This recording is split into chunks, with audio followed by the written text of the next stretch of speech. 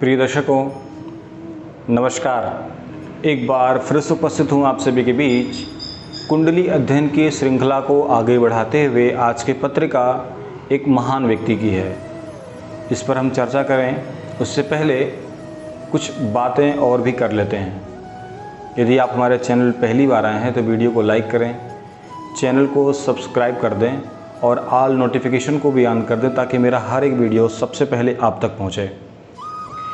प्रिय दर्शकों, आज हम जिस कुंडली का विश्लेषण करने जा रहे हैं वह पत्रिका अटल बिहारी वाजपेयी जी की है। इनकी कुंडली पर हम अध्ययन करेंगे और ग्रहों की स्थिति को देखेंगे, किस प्रकार उन्हें एक साधारण परिवार में जन्म लेने के बाद किस प्रकार वह इतनी ऊंचाइयों तक पहुँचे। प्रिय दर्शकों, जन्म लेना साधारण परिवार हो या उच्च परिवार हो, ये ज़्यादा मायने तब नहीं रखता है जब व्यक्ति परिश्रमी हो, मेहनती हो। आइए इनकी कुंडली पर अध्ययन करते हैं, परंतु उससे पहले एक बात और चर्चा कर लेता हूं कि आपके मन में यह प्रश्न भी आ रहा होगा कि कुंडली तो उसकी देखी जाती है जो वर्तमान समय में उपस्थित हो, तो इनकी कुंडली का अध्ययन करने का क्या मतलब है। आपको बता दूं कि जब हम शिक्षा ग्रहण कर रहे थे उस बीच तमाम कुंडलियां हमारे सामने आती थीं, अध्ययन के रूप में, उदाहरण के रूप में, और हम सभी विद्यार्थी मिलकर के उस कुंडली का अध्ययन भी करते थे। और उस अध्ययन के समय में उन महान व्यक्तियों की ही कुंडली लिखी जाती थी जो सफल और असफल रहे हों। इसीलिए इनकी पत्रिका पर हम अध्ययन करेंगे और ग्रहों की स्थिति को बेहतर तरीके से समझ सकेंगे। और जिस प्रकार उनका जीवन रहा है वह कभी ख़त्म नहीं हो सकता। उनका नाम सदैव के लिए अमर है और उनकी यादें भी हमारे बीच में सदैव बनी रहेंगी। जन्म लेना स्वाभाविक है तो मृत्यु भी सत्य है। तो इनकी कुंडली हमारे बीच है और रहेगी, हमेशा के लिए रहेगी, और इस पर हम चर्चा करते हैं। प्रिय दर्शकों, 7 नंबर से यह राशि प्रारंभ होती है। 7 नंबर और 2 नंबर यानी कि तुला राशि व वृष राशि का स्वामी शुक्र होता है। प्रिय दर्शकों, आपकी सुविधा के लिए हमने प्रथम भाव, द्वितीय भाव, तृतीय, चतुर्थ, पंचम, षष्ठ, सप्तम, अष्टम, नवम, द्वादश, एकादश व द्वादश भाव लिख रखे हैं। प्रत्येक भाव में अंक भी लिख रखे हैं, ये समझने के लिए ताकि हमें आसानी हो सके। तो जहाँ पर आप 7 नंबर देख रहे हैं वह तुला राशि है। तुला राशि का स्वामी शुक्र होता है। शुक्र की यह मूल त्रिकोण राशि है। इसी राशि पर सूर्य नीच के होते हैं, यानी उसमें अशुभता आ जाती है, और 7 नंबर की राशि पर शनि उच्च के होते हैं। तो इस कुंडली में शुक्र और बुध सर्वाधिक कारक ग्रह माने जाते हैं, और शनि इस कुंडली में उच्च के विद्यमान है और लग्न में इनकी स्थिति देखी जा रही है। प्रिय दर्शकों, पहले हम सभी ग्रहों की स्थिति को समझते हैं, उसके बाद ग्रहों के फल कथन को भी समझेंगे। तो जहाँ पर आप द्वितीय भाव देख रहे हैं वहाँ पर 8 नंबर लिखा है, वहाँ पर चंद्रमा और शुक्र विद्यमान है। शुक्र लग्नेश हैं, तो चंद्रमा 10वें भाव का स्वामी, जहाँ पर आप 4 नंबर देख रहे हैं वहाँ का स्वामी है, यानी कि कर्मेश है। आगे बढ़ते हैं, जहाँ पर आप पराक्रम भाव देख रहे हैं वह तृतीय भाव है और वहाँ पर 9 नंबर लिखा है। उस भाव में सूर्य, बुध और गुरु विद्यमान है। वह गुरु का घर है और वह उसी में स्थित है। आगे बढ़ते हैं, जो चतुर्थ भाव है वहाँ पर केतु विद्यमान है, वहाँ का स्वामी शनि है, वह लग्न में विद्यमान है, जहाँ पर आप 7 नंबर देख रहे हैं। आगे बढ़ते हैं, जहाँ पर पंचम भाव लिखा हुआ है वहाँ का स्वामी शनि होता है, यानी कि 11 नंबर कुंभ राशि होती है। कुंभ राशि का स्वामी शनि होता है, वह लग्न में विद्यमान है, जो एक उत्तम योग का स्वयं शनि निर्माण कर रहा है। आगे बढ़ते हैं, जहाँ पर 12 नंबर लिखा है वहाँ का स्वामी बृहस्पति होता है। 6, 8, 12 भाव का स्वामी, 3, 6, 8, 12 भाव का स्वामी। यदि वह पुनः उसी स्थान में यदि विद्यमान हो तो उनमें शुभता आ जाती है।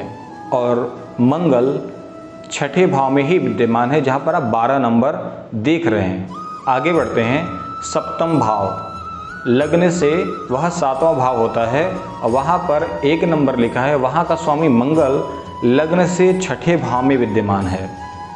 आगे बढ़ते हैं। जहाँ पर आप 2 नंबर देख रहे हैं वह अष्टम भाव है, वह आयु का भाव है। वहाँ का स्वामी भी शुक्र होता है, जो लग्नेश होकर के लग्न से द्वितीय भाव में, जहाँ पर आप 8 नंबर देख रहे हैं, चंद्रमा के साथ विद्यमान है। आगे बढ़ते हैं। जहाँ पर आप 3 नंबर देख रहे हैं वह भाग्य स्थान है। वहाँ का स्वामी बुध होता है और बुध पराक्रम स्थान में, जहाँ पर आप तृतीय भाव लिखा हुआ है, 3 नंबर की राशि 9 नंबर की राशि में जाकर के बैठे हैं। आगे बढ़ते हैं। दशम भाव, जहाँ पर 4 नंबर देख रहे हैं, वहाँ पर राहु विद्यमान है। वहाँ का स्वामी लग्नेश के साथ द्वितीय भाव में विद्यमान है। आगे बढ़ते हैं। जहाँ पर 5 नंबर देख रहे हैं वह आय का स्थान है, बड़े भाई का स्थान है और वहाँ पर 5 नंबर लिखा है, यानी कि उस भाव का स्वामी सूर्य होते हैं। वह गुरु के साथ तृतीय भाव में विद्यमान है। आगे बढ़ते हैं। जहाँ पर 6 नंबर देख रहे हैं वह द्वादश भाव है और वहाँ का स्वामी जा कर के बुध, सूर्य और गुरु के साथ तृतीय भाव में विद्यमान है। प्रिय दर्शकों, यह तो रहा प्रत्येक भावों की स्थिति। अब ये देखते हैं कि प्रत्येक ग्रह किस प्रकार फल कर रहे हैं। तो सबसे पहले लग्न पर आते हैं। लग्नेश अपने से द्वितीय भाव में, कुटुंब भाव में बैठे हैं। ऐसे जातक अपने परिवार को पूर्ण रूप से स्नेही होते हैं, देख रेख करने वाले होते हैं, जिम्मेदारी से भरे होते हैं। वहाँ पर शनि विद्यमान है, जो सस नामक योग का निर्माण कर रहा है। पंच महापुरुष में यह 5वां महायोग है।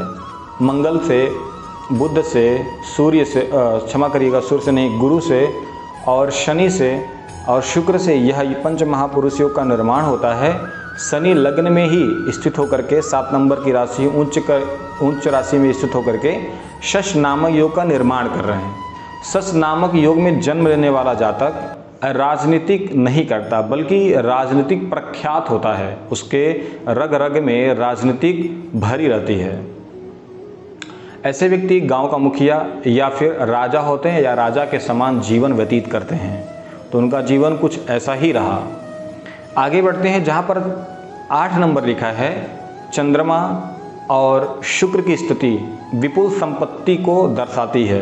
व्यक्ति के पास अपार संपत्ति होती है और कर्मेश और लग्नेश का संबंध उत्तम योग माना जाता है। यदि वो धन भाव में और एकादश भाव में, जहाँ पर आप 5 नंबर देख रहे हैं, वहाँ पर अगर यह स्थिति बनती है तो उच्च कोटि की स्थिति बनती है।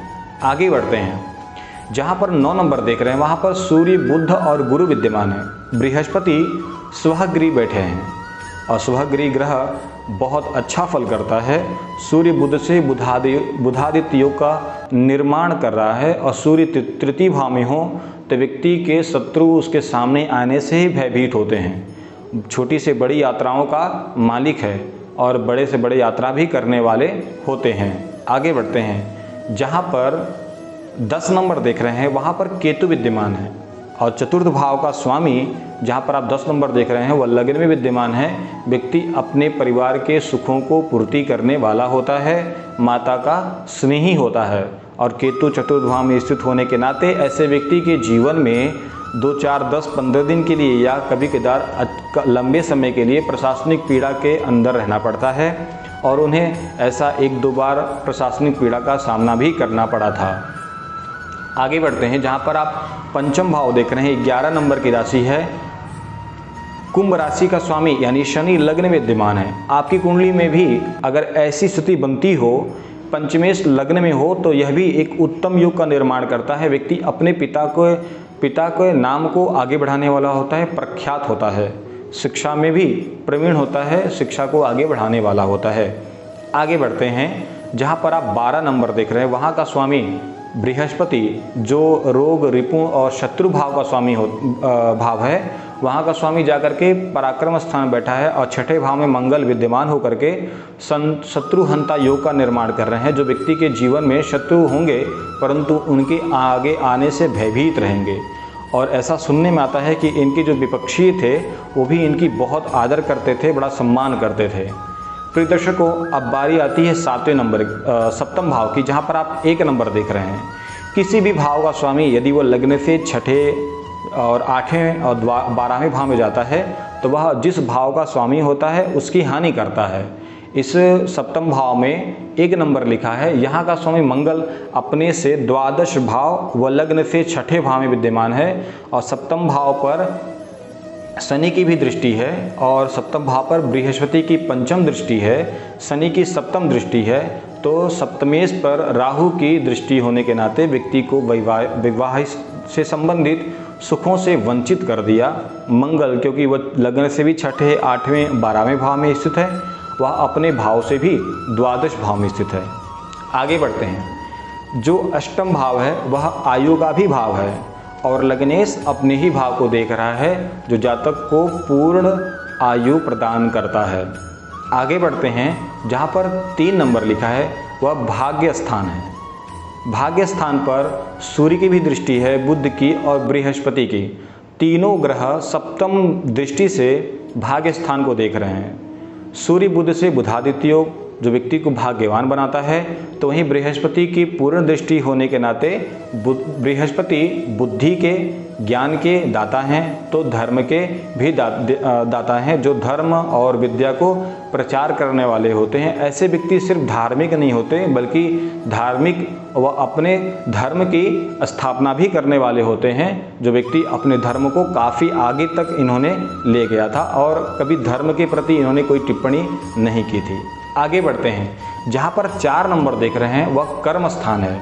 वहाँ पर राहु विद्यमान है। जो राहु इनको एक बहुत बड़ा और प्रख्यात ख्याति के साथ नेता बनाया और चंद्रमा का मालिक 4 नंबर का जो स्वामी होता है वह चंद्रमा होता है और चंद्रमा जनता का प्रतिनिधित्व करता है और चंद्रमा अपने भाव से पंचम भाव में विद्यमान है, 8 नंबर की राशि पर नीच का विद्यमान है और उस चंद्रमा पर राहु की भी दृष्टि है और चंद्रमा शनि से द्वितीय व सूर्य से द्वादश होने के नाते चंद्रमा पीड़ित है। इसीलिए उन्हें जीवन में कई बार असफलताओं का भी सामना करना पड़ा और उन्हें अपने कार्य में भी काफ़ी परेशानियों का सामना करना पड़ा। आगे बढ़ते हैं। जहाँ पर आप 5 नंबर देख रहे हैं वह व्यक्ति के आय का भाव है और वहाँ का स्वामी सूर्य तृतीय भाव में, जहाँ पर आप 9 नंबर देख रहे हैं, बृहस्पति के साथ विद्यमान है। बृहस्पति का परम मित्र भी है और बृहस्पति उस भाव को देख रहा है जो व्यक्ति के जीवन में आय से संबंधित कोई भी समस्या नहीं हुई।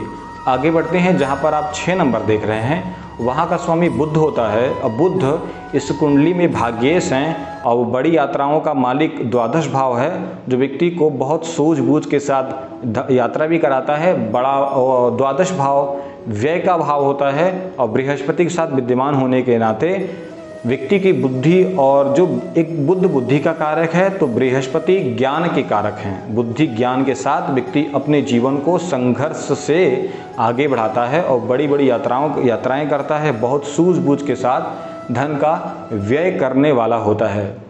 प्रिय दर्शकों, ये रही अटल बिहारी वाजपेयी जी की कुंडली का अध्ययन। यदि इस कुंडली को आप लगातार देखते आए हैं, यदि हमसे किसी भाव से संबंधित कोई बात रह गई हो तो आप कमेंट में लिखना ना भूलें और ऐसे ही वीडियो के लिए आप हमारे चैनल को सब्सक्राइब कर दें, ऑल नोटिफिकेशन को भी ऑन कर दें ताकि मेरा हर एक वीडियो सबसे पहले आप तक पहुंचे। आज के लिए इतना ही, मिलते हैं अगले वीडियो में। नमस्कार।